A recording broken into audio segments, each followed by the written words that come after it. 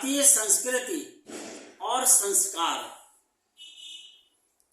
और एक चीज और है मानसिक गुलामी पर इस पावन पर्व पे हम लोग बात करना चाहते हैं।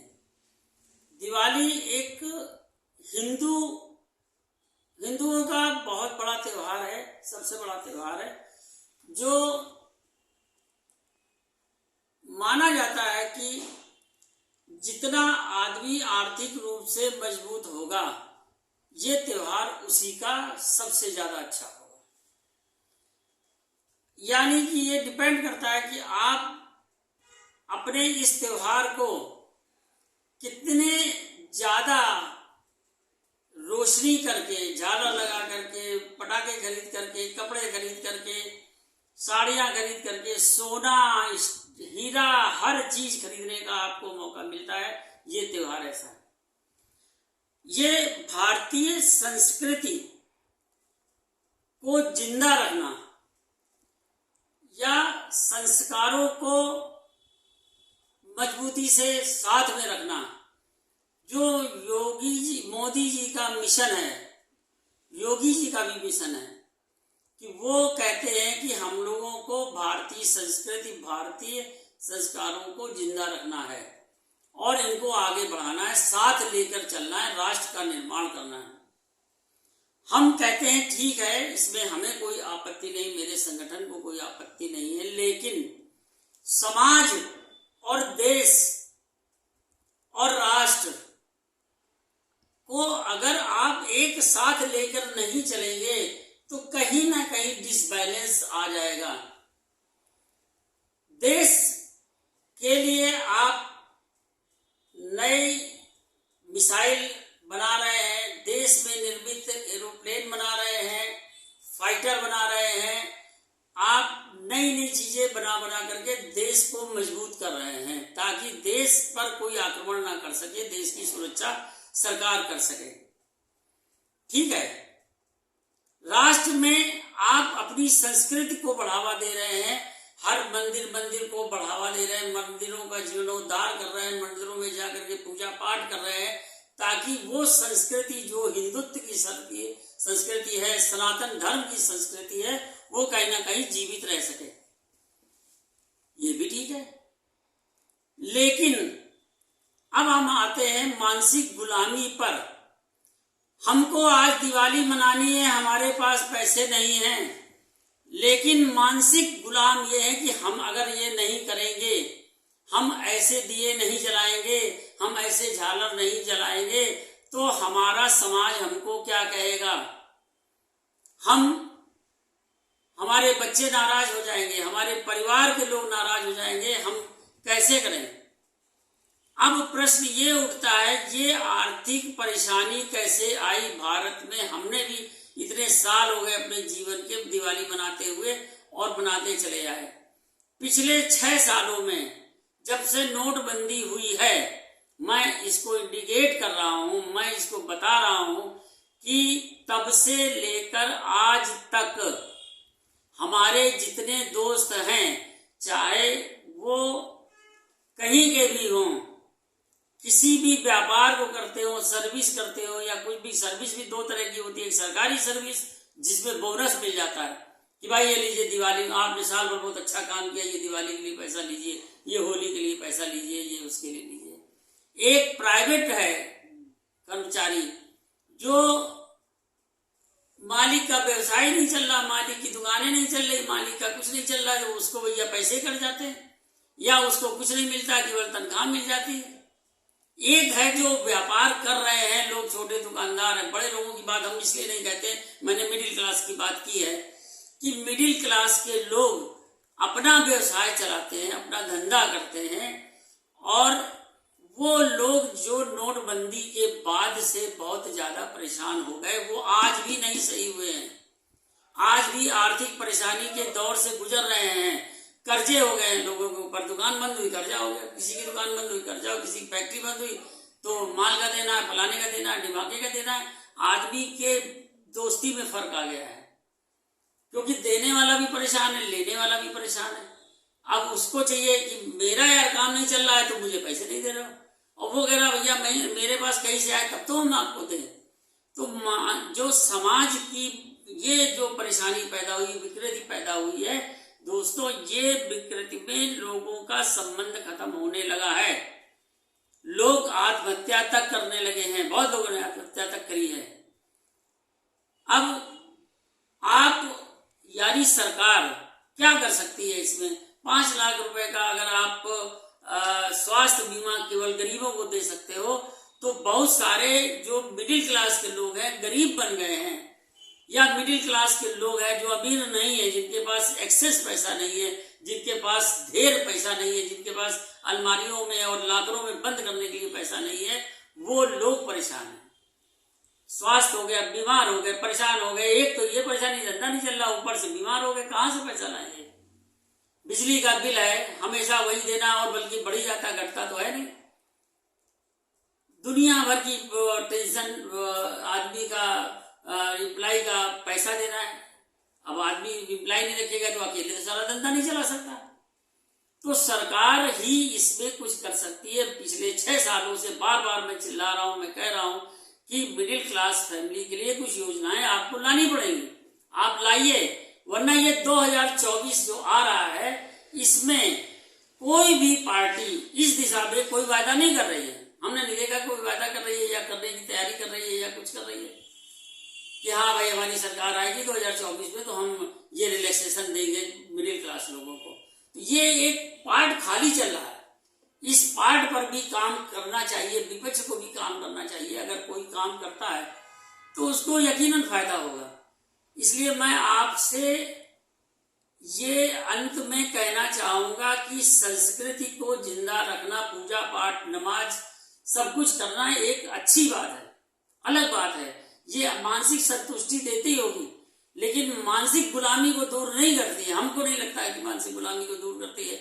हम तो गुलाम है इसलिए पूजा कर रहे हैं, डर रहे हैं इसलिए पूजा कर रहे हैं, या हम इसलिए नमाज अदा कर रहे हैं कि भगवान करे हमारा बिजनेस चल जाए, भगवान करे ये चल जाए, या खुदा से कह रहे हैं हमारा ये काम हो जाए। तो हर आदमी मांगने में लगा, तो मानसिक गुलामी हम इसको कहते हैं। आप रंगबाज बनिए, हम तो समाज को ये मैसेज देते हैं, हमारा काम ही यही है, हमारे संगठन का काम ही यही है कि रंगबाज बनाना। रंगबाज का मतलब आप शिक्षा से मजबूत हो, आप व्यापार से मजबूत हो, आप अपने हुनर से मजबूत हो, आप अपने किसी काम से मजबूत हो, करके आप आर्थिक मजबूत होइए, मानसिक मजबूत होइए, आप शारीरिक रूप से मजबूत होइए और आगे बढ़िए, काम करिए, देखिए कैसे नहीं सफलता मिलेगी, कैसे नहीं आपका परिवार सही होता है। अगर आपका परिवार सही होगा, समाज सही होगा, देश सही होगा, राष्ट्र भी सही हो जाएगा। पूजा करने में तभी मन लगता है जब पेट में खाना होता है।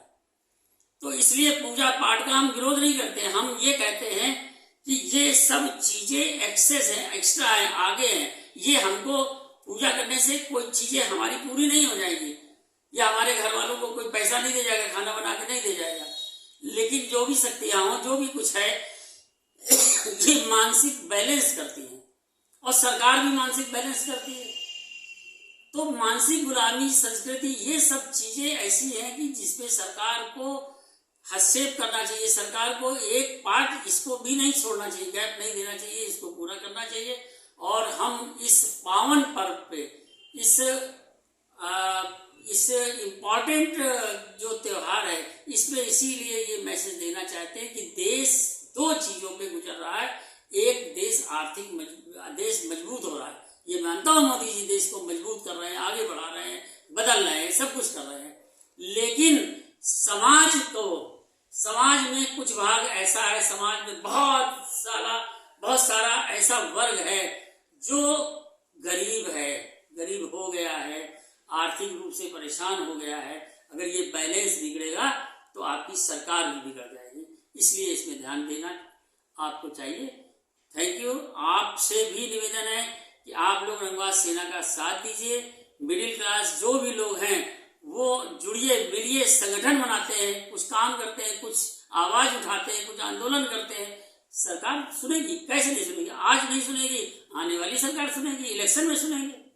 इसलिए आइए 7754012345 7754012345 पर कॉल कीजिए, हमसे डिस्कस कीजिए। आइए मिल करके इस काम को करते हैं, हम लोग अपने को मजबूत करते हैं, रंगबाज बनाते हैं। धन्यवाद। भारतीय संस्कृति और संस्कार, और एक चीज और है मानसिक गुलामी पर। इस पावन पर्व पे हम लोग बात करना चाहते हैं। दिवाली एक हिंदुओं का बहुत बड़ा त्योहार है, सबसे बड़ा त्योहार है, जो माना जाता है कि जितना आदमी आर्थिक रूप से मजबूत होगा, ये त्योहार उसी का सबसे ज्यादा अच्छा होगा। यानी कि ये डिपेंड करता है कि आप अपने इस त्योहार को कितने ज्यादा रोशनी करके, झालर लगा करके, पटाखे खरीद करके, कपड़े खरीद करके, साड़ियां खरीद करके, सोना, हीरा, हर चीज खरीदने का आपको मौका मिलता है। ये त्योहार ऐसा है। ये भारतीय संस्कृति को जिंदा रखना या संस्कारों को मजबूती से साथ में रखना, जो योगी जी, मोदी जी का मिशन है, योगी जी का भी मिशन है कि वो कहते हैं कि हम लोगों को भारतीय संस्कृति, भारतीय संस्कारों को जिंदा रखना है और इनको आगे बढ़ाना है, साथ लेकर चलना है, राष्ट्र का निर्माण करना है। हम कहते हैं ठीक है, इसमें हमें कोई आपत्ति नहीं, मेरे संगठन को कोई आपत्ति नहीं है, लेकिन समाज और देश और राष्ट्र को अगर आप एक साथ लेकर नहीं चलेंगे तो कहीं ना कहीं डिसबैलेंस आ जाएगा। देश के लिए आप नई मिसाइल बना रहे हैं, देश में निर्मित एरोप्लेन बना रहे हैं, फाइटर बना रहे हैं, आप नई नई चीजें बना करके देश को मजबूत कर रहे हैं ताकि देश पर कोई आक्रमण ना कर सके, देश की सुरक्षा सरकार कर सके। ठीक है, राष्ट्र में आप अपनी संस्कृति को बढ़ावा दे रहे हैं, हर मंदिर को बढ़ावा दे रहे हैं, मंदिरों का जीर्णोद्धार कर रहे हैं, मंदिरों में जाकर के पूजा पाठ कर रहे हैं ताकि वो संस्कृति जो हिंदुत्व की संस्कृति है, सनातन धर्म की संस्कृति है, वो कहीं ना कहीं जीवित रह सके। ये भी ठीक है, लेकिन अब हम आते हैं मानसिक गुलामी पर। हमको आज दिवाली मनानी है, हमारे पास पैसे नहीं हैं, लेकिन मानसिक गुलाम ये है कि हम अगर ये नहीं करेंगे, हम ऐसे दिए नहीं जलाएंगे, हम ऐसे झालर नहीं जलाएंगे, तो हमारा समाज हमको क्या कहेगा, हमारे बच्चे नाराज हो जाएंगे, हमारे परिवार के लोग नाराज हो जाएंगे, हम कैसे करें। अब प्रश्न ये उठता है, ये आर्थिक परेशानी कैसे आई भारत में। हमने भी इतने साल हो गए अपने जीवन के दिवाली मनाते हुए और बनाते चले आए। पिछले 6 सालों में जब से नोटबंदी हुई है, मैं इसको इंडिकेट कर रहा हूं, मैं इसको बता रहा हूं कि तब से लेकर आज तक हमारे जितने दोस्त हैं, चाहे वो कहीं के भी हों, किसी भी व्यापार को करते हो, सर्विस करते हो या कुछ भी, सर्विस भी 2 तरह की होती है। एक सरकारी सर्विस जिसमें बोनस मिल जाता है कि भाई ये लीजिए, दिवाली आपने साल भर बहुत अच्छा काम किया, ये दिवाली के लिए पैसा लीजिए, ये होली के लिए पैसा लीजिए, ये उसके लिए लीजिए। एक प्राइवेट है कर्मचारी, जो मालिक का व्यवसाय नहीं चल रहा, मालिक की दुकानें नहीं चल रही, मालिक का कुछ नहीं चल रहा है, तो उसको भैया पैसे कट जाते हैं या उसको कुछ नहीं मिलता, केवल तनख्वाह मिल जाती है। एक है जो व्यापार कर रहे हैं लोग, छोटे दुकानदार हैं। बड़े लोगों की बात हम इसलिए नहीं कहते, मैंने मिडिल क्लास की बात की है कि मिडिल क्लास के लोग अपना व्यवसाय चलाते हैं, अपना धंधा करते हैं, और वो लोग जो नोटबंदी के बाद से बहुत ज्यादा परेशान हो गए, वो आज भी नहीं सही हुए हैं, आज भी आर्थिक परेशानी के दौर से गुजर रहे हैं। कर्जे हो गए हैं लोगों के ऊपर, दुकान बंद हुई कर्जा हो गया, किसी की दुकान बंद हुई कर्जा हो, किसी की फैक्ट्री बंद हुई तो माल का देना है, फलाने का देना है, ढिमाके का देना है। आदमी के दोस्ती में फर्क आ गया है, क्योंकि देने वाला भी परेशान है, लेने वाला भी परेशान है। अब उसको चाहिए कि मेरा यार काम नहीं चल रहा है तो मुझे पैसे नहीं दे रहा। और वो कह रहा भैया मैं मेरे पास कहीं से आए तब तो हम आपको दें। तो जो समाज की ये जो परेशानी पैदा हुई, विकृति पैदा हुई है दोस्तों, ये विकृति में लोगों का संबंध खत्म होने लगा है। लोग आत्महत्या तक करने लगे हैं, बहुत लोगों ने आत्महत्या तक करी है। अब आप यानी सरकार क्या कर सकती है इसमें? 5 लाख रुपए का अगर आप स्वास्थ्य बीमा केवल गरीबों को दे सकते हो, तो बहुत सारे जो मिडिल क्लास के लोग हैं, गरीब बन गए हैं, या मिडिल क्लास के लोग हैं जो अमीर नहीं है, जिनके पास एक्सेस पैसा नहीं है, जिनके पास ढेर पैसा नहीं है, जिनके पास अलमारियों में और लाकरों में बंद करने के लिए पैसा नहीं है, वो लोग परेशान हैं। स्वास्थ्य हो गया, बीमार हो गए, परेशान हो गए। एक तो ये परेशानी, धंधा नहीं चल रहा, ऊपर से बीमार हो गए, कहां से पैसा लाएंगे? बिजली का बिल है हमेशा वही देना, और बल्कि बढ़ी जाता, घटता तो है नहीं। दुनिया भर की टेंशन, आदमी का एम्प्लॉय का पैसा देना है। अब आदमी एम्प्लॉय नहीं रखेगा तो अकेले तो सारा धंधा नहीं चला सकता। तो सरकार ही इसमें कुछ कर सकती है। पिछले 6 सालों से बार बार मैं चिल्ला रहा हूं, मैं कह रहा हूं कि मिडिल क्लास फैमिली के लिए कुछ योजनाएं आपको लानी पड़ेंगी। आप लाइए, वरना ये 2024 जो आ रहा है, इसमें कोई भी पार्टी इस दिशा में कोई वायदा नहीं कर रही है। हमने नहीं देखा कोई वायदा कर रही है या करने की तैयारी कर रही है या कुछ कर रही है कि हाँ भाई हमारी सरकार आएगी 2024 में तो हम ये रिलैक्सेशन देंगे मिडिल क्लास लोगों को। तो ये एक पार्ट खाली चल रहा है। इस पार्ट पर भी काम करना चाहिए, विपक्ष को भी काम करना चाहिए। अगर कोई काम करता है तो उसको यकीनन फायदा होगा। इसलिए मैं आपसे ये अंत में कहना चाहूंगा कि संस्कृति को जिंदा रखना, पूजा पाठ, नमाज, सब कुछ करना एक अच्छी बात है, अलग बात है। ये मानसिक संतुष्टि देती होगी, लेकिन मानसिक गुलामी को दूर नहीं करती है। हमको नहीं लगता है कि मानसिक गुलामी को दूर करती है। हम तो गुलाम हैं, इसलिए पूजा कर रहे हैं, डर रहे हैं इसलिए पूजा कर रहे हैं, या हम इसलिए नमाज अदा कर रहे हैं कि भगवान करे हमारा बिजनेस चल जाए, भगवान करे ये चल जाए, या खुदा से कह रहे हैं हमारा ये काम हो जाए। तो हर आदमी मांगने में लगा, तो मानसिक गुलामी हम इसको कहते हैं। आप रंगबाज बनिए।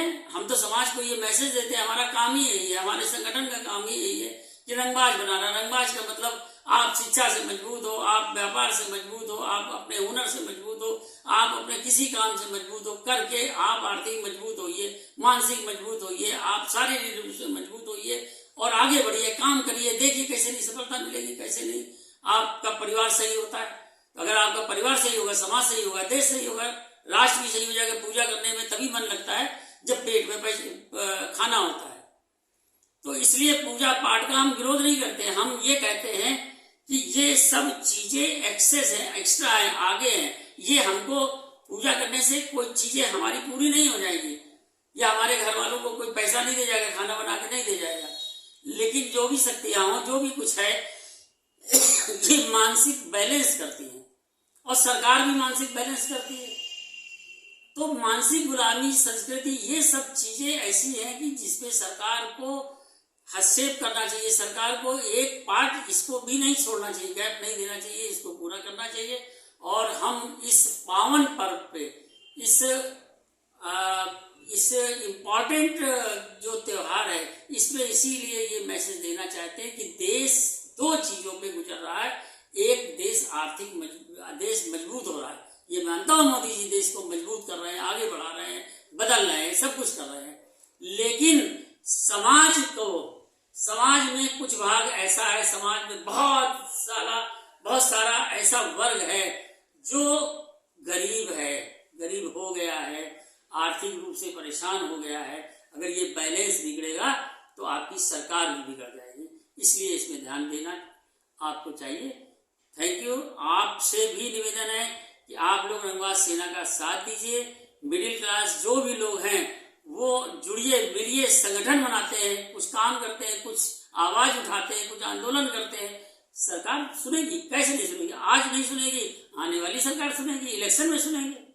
इसलिए आइए 7754012345 7754012345 पर कॉल कीजिए, हमसे डिस्कस कीजिए। आइए मिल करके इस काम को करते हैं, हम लोग अपने को मजबूत करते हैं, रंगबाज बनाते हैं।